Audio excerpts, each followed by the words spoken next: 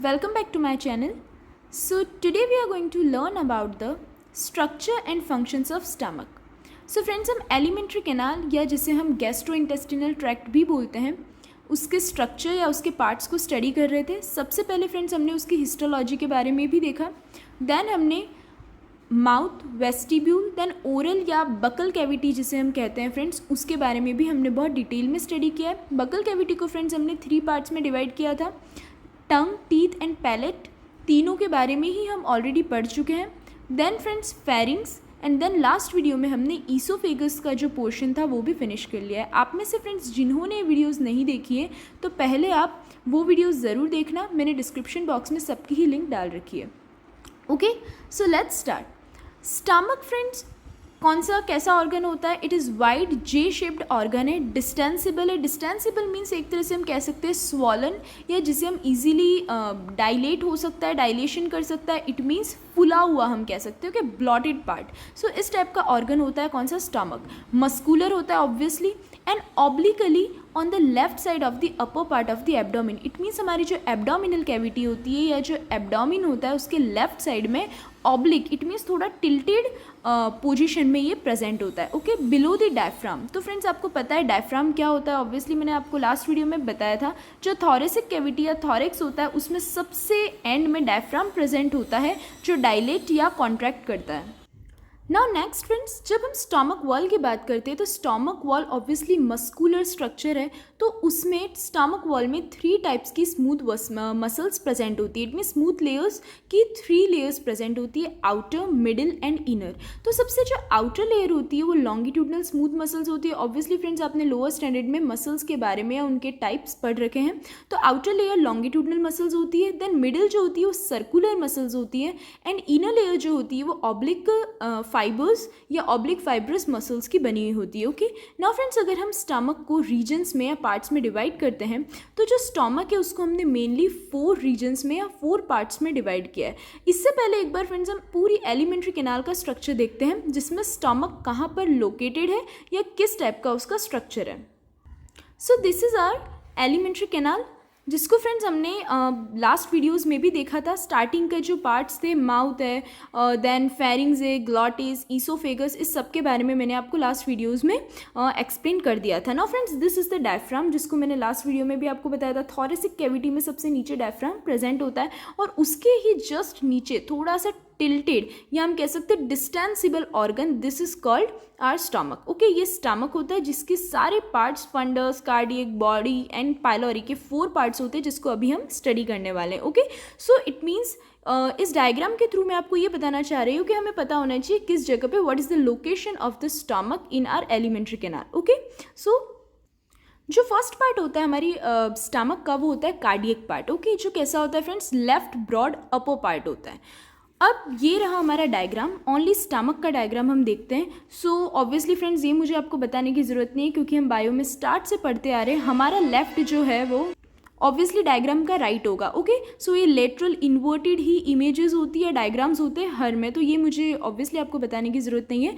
तो जो cardiac part होता है वो लेफ्ट साइड में ब्रॉड अपर पार्ट होता है. ओके, सो ये हमारा स्टमक है, ये ईसोफेगस है जो यहाँ आकर के स्टमक से जुड़ रहा है. ओके, एंड सबसे नीचे ड्यूडेनम है जिसके बारे में फ्रेंड्स ऑब्वियसली हम नेक्स्ट वीडियो में पढ़ेंगे. Duodenum is the part of the small intestine. Okay, so this is our stomach. नीचे से वो स्मॉल इंटेस्टाइन से कनेक्टेड है एंड ऊपर से वो कहाँ है? ईसोफेगस से अटैच्ड है. ओके, तो स्टमक का सबसे ऊपर वाला पार्ट होता है वो कौन सा होता है? कार्डियक होता है ना, कार्डियक पार्ट. सबसे लेफ्ट ब्रॉड अपर पार्ट होता है. नाउ नेक्स्ट इज जो ईसोफेगस होता है वो यहाँ ओपन होता है जैसे कि मैंने बताया. ओपनिंग जो होती है उसकी उसे हम क्या बोलते हैं फ्रेंड्स?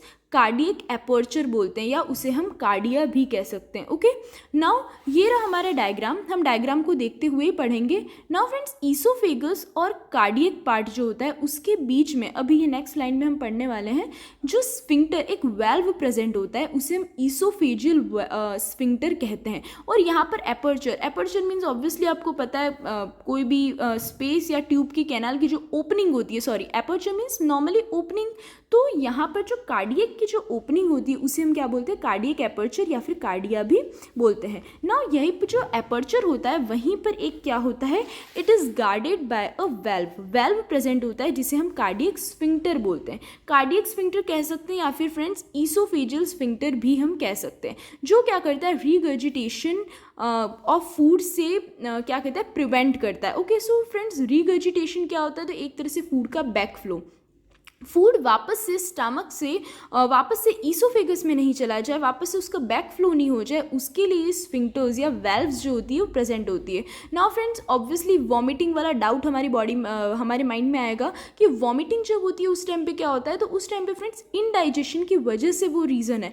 इनडाइजेशन की वजह से क्या होता है कि जो इस वेल्व्स जो होती हैं, स्फिंक्टर जो होते हैं वो लेस इफेक्टिव हो जाते हैं, जिसकी वजह से ओपन रह जाते हैं और रीगर्जिटेशन होता है फूड का। इट मीन्स वो अनडाइजेस्टेड फूड जो है, जो अभी तक डाइजेस्ट भी नहीं हुआ है, वही वापस से क्या हो जाएगा, एज अ थ्रू आउट हो जाता है। इट मीन्स वॉमिट के थ्रू वो बाहर आ जाता है। ओके, नाउ ये जो कार्डियक स्फिंक्टर्स जो होते हैं फ्रेंड्स वो लेस इफेक्टिव होते हैं इन्फेंट्स में। ऑब्वियसली जो न्यू बॉर्न बेबीज़ होती है उनके अंदर ये स्फिंक्टर्स लेस इफेक्टिव होते हैं, इसलिए उन्हें नॉर्मली अब हम कह सकते हैं बहुत जल्दी ही क्या हो जाता है, जल्दी वॉमिटिंग जल्दी होती है उन्हें। ओके, नाउ नेक्स्ट जो पार्ट होता है, सेकेंड पार्ट जो है फ्रेंड्स स्टमक का, वो है फंडस। तो फंडस कैसा पार्ट होता है, स्मॉल डोम लाइक अपर पार्ट है। ओके, इट मीन्स हम कह सकते हैं कार्डियक एपर्चर के भी अपर पार्ट जो होता है, साइड वाला जो पार्ट होता है उसे फंडस कहते हैं। तो हम इसको स्ट्रक्चर में देखते हैं फ्रेंड्स, इसके अंदर गैस और एयर ही फिल्ड होती है। सो ऑब्वियसली अब हम अगर इस स्ट्रक्चर को या हमारे स्टमक को हम कर्वेचर्स के अकॉर्डिंग डिवाइड करें, कर्वेचर ऑब्वियसली कर्व है तो ये ज़्यादा वाला कर्वेचर है, कर्व ज़्यादा है तो यहाँ पर हम ग्रेटर कर्वेचर कह देंगे इसको, और ये छोटा सा या स्मॉल कर्व है तो यहाँ पर हम इसे लेसर कर्वेचर बोल सकते हैं। नाउ फ्रेंड्स ऑब्वियसली हमने देखा डिस्टेंसिबल ऑर्गन है और कैसा होता है, ऑब्लिकली सिचुएटेड, इट मीन्स थोड़ा सा ये कैसा है, टिल्टेड है। तो टिल्टेड होने की वजह से ईसोफेजियल स्फिंक्टर के बाद जो पहला जो पार्ट है उसका वो तो कार्डियक है, बट ये जो एक्स्ट्रा जो हम कह सकते हैं स्वॉलन या ब्लॉटेड पार्ट जो है उसको हम क्या बोलते हैं, उसे हम फंडस बोलते हैं। ओके, नाउ थर्ड पार्ट जो होता है स्टमक का वो है क्या, बॉडी। बॉडी इट मीन्स जो मिडिल रीजन होता है स्टमक का उसे हम क्या बोलते हैं, बॉडी बोलते हैं। ओके, नाउ फोर्थ जो पार्ट होता है that is called pyloric part. Okay, now pyloric part क्या होता है, right narrow lower portion of the stomach, stomach का जो राइट और नैरो लोअर पोर्शन है। ओके, ये सबसे नैरो पार्ट दिख रहा है हमें, ये नैरो पार्ट या सबसे लास्ट पार्ट जो होता है स्टमक का उसे हम क्या बोलते हैं, पाइलोरिक पार्ट बोलते हैं। अब ये जो पाइलोरिक पार्ट होता है फ्रेंड्स उसके अंदर क्या होता है, एक तो पाइलोरिक एंट्रम प्रेजेंट होता है और दूसरा वाइडर पाइलोरिक एंट्रम। तो पाइलोरिक एंट्रम कुछ भी नहीं है, जो आखिरी पार्ट जो है, ये जो प्लेस है, इस स्पेस को ही हम पाइलोरिक एंट्रम बोलते हैं ना, थोड़ा वाइड होता है ये, है ना, थोड़ा ब्रॉड होता है। और दूसरा क्या होता है, नैरो पाइलोरिक कैनाल प्रेजेंट होती है ना, एक नैरो पाइलोरिक कैनाल। तो कैनाल वर्ड से ही क्लियर है, ट्यूब होगी, कैनाल होगी, जो क्या करती है फ्रेंड्स, इसको डायरेक्ट ड्यूडेनम से या हम कह सकते हैं स्मॉल इंटेस्टाइन नेक्स्ट जो एलिमेंट्री कैनाल का पार्ट है उससे ज्वाइन करती है ना, उसको कनेक्ट करती है। सो पाइलोरिक कैनाल जो होती है it leads into the small intestine by the pyloric aperture. Pyloric canal क्या करेगी, स्मॉल इंटेस्टाइन तक उसको कनेक्ट करेगी, किससे, पाइलोरिक एपर्चर से, वहाँ पर भी तो ओपनिंग होगी, या जिसे हम पाइलोरस बोलते हैं। जैसे कार्डियक एपर्चर को कार्डिया कहते थे, वैसे पाइलोरिक एपर्चर को हम पाइलोरस भी कहते हैं। और यहाँ पर भी फ्रेंड्स एक वेल्व प्रेजेंट होती है जिसे हम पाइलोरिक स्फिंक्टर कहते हैं। ओके, और इसका भी सेम फंक्शन होगा जैसे कि कार्डियक स्फिंक्टर का था या ईसोफेजियल स्फिंक्टर का था, बैक फ्लो को रोकता है, फूड वापस से नहीं चला जाए ऊपर साइड, उसके लिए ये क्या करता है, ये वेल्व्स प्रेजेंट होती है। ओके, नाउ फ्रेंड्स तो ये हो गया हमारा पूरी तरह क्या हम कह सकते हैं the structure of stomach. Okay, now next क्या है, inner surface of the stomach. अब ये तो हमने उसके 4 रीजन्स देखे अभी स्टमक के। अब अगर हम उसके अंदर इनर वॉल्स की बात करें तो वहाँ पर फोल्ड्स प्रेजेंट होती है। जो लाइंस मैंने यहाँ पर ड्रॉ करी हैं ये एक्चुअल में फोल्ड्स होती हैं अंदर के पूरे सरफेस में, है ना। इनर सरफेस जो होता है स्टमक का, वहाँ पर इस टाइप की फोल्ड्स या लाइंस प्रेजेंट होती है जिसे हम गैस्ट्रिक रग बोलते हैं। ओके, और यही कारण है या रीज़न है हम कह सकते हैं कि जब हम जैसे हम नॉर्मली कोई भी मील को टेक करते हैं ना, इनटेक करते हैं, हम कुछ भी खाना खाते हैं तो हमारा ऑब्वियसली आप देख सकते हो कि जो स्टमक होता है वो एक्सपांड होता हुआ हमें दिखता है। तो एक्सपांशन का काम कौन करता है? गैस्ट्रिक रग या ये जो फोल्ड्स होती हैं वही इसका काम करती है। नाउ हम बात करते हैं रूमिनेंट्स की। तो रूमिनेंट्स फ्रेंड्स आपको पता है काउस, बफेलोज, गॉड्स, शीप्स, इन सबको रूमिनेंट्स बोलते हैं ना। कैटल्स, बफेलोज, देन गॉड्स आ गया, शीप आ गया, डियर, कैमल्स, ये सारे एग्जाम्पल्स है रूमिनेंट्स के। इनके अंदर लार्ज कंपाउंड स्टमक होता है। लार्ज कंपाउंड स्टमक मीन्स इनका जो स्टमक होता है वो फ्रेंड्स उनकी साइज़ बड़ी होती है और उनके अंदर एक्चुअल में चैम्बर्स प्रेजेंट होते हैं। लाइक हमारा जो स्टमक वो एक ही चैम्बर है, रीजन्स ज़रूर अलग अलग है, वो तो हमने रीजन्स को नाम दे दिया है, ऊपर वाले पार्ट को क्या बोलते हैं, नीचे वाले को, बट चैम्बर एक ही है।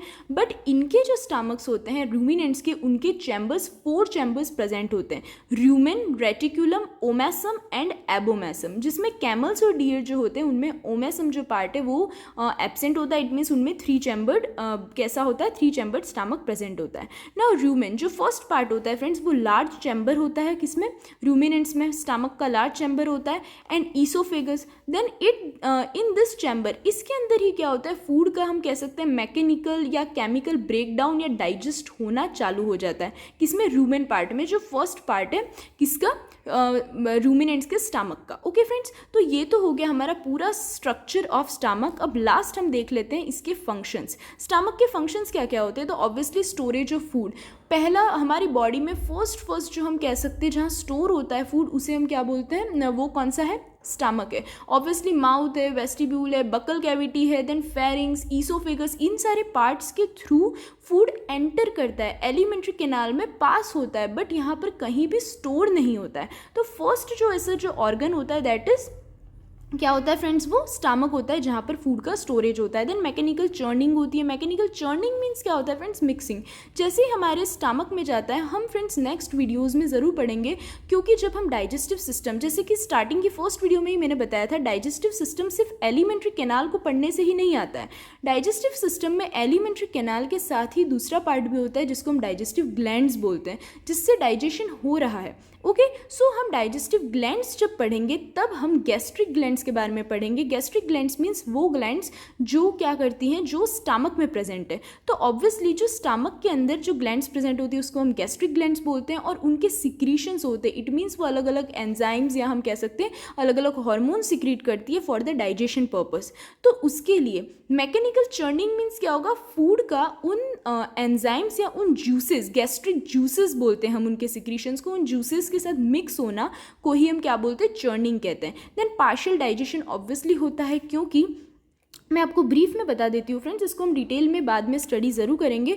ब्रीफ में आपको बता देती हूँ कि जो गैस्ट्रिक जूसेस होते हैं उसमें क्या आता है, जो इट मीन्स जो गैस्ट्रिक ग्लैंड्स होती है, स्टमक में जो ग्लैंड्स होती है वो 3 तरह के सिक्रीशंस करती हैं। एक तो म्यूकस सिक्रीट होता है, देन एक क्या होता है फ्रेंड्स, पेप्सिन एंजाइम जो है वो भी सिक्रीट होता है, जो क्या करता है, प्रोटीन्स को पेप्टोन्स में कन्वर्ट करता है। और थर्ड HCl हाइड्रोक्लोरिक एसिड भी हमारी बॉडी में स्टमक में सिक्रीट होता है। It means partial digestion start हो जाता है, थोड़ा सा डाइजेस्ट यहाँ पर ऑब्वियसली प्रोटीन्स का, इट मीन्स हम कह सकते हैं आधा डाइजेशन, पार्शियल डाइजेशन यहाँ पर भी होता है। देन रेगुलेशन होता है flow of food into the small intestine. तो ऑब्वियसली स्मॉल इंटेस्टाइन में भी पुश करने का, खाने को भेजने का काम कौन करता है, फूड को ऑब्वियसली स्टमक करता है। देन स्टमक जो है फ्रेंड्स वो गैस्ट्रीन हार्मोन सिक्रीट करता है। तो ऑब्वियसली जैसे कि मैंने बताया, गैस्ट्रीन हार्मोन का काम क्या होता है फ्रेंड्स, HCl के सिक्रीशन को स्टिमुलेट करना, है ना। ये रिलीज होगा तो ये क्या करेगा, जो HCl है, हाइड्रोक्लोरिक एसिड है, उसके सिक्रीशन को क्या करेगा, ये स्टिमुलेट करेगा।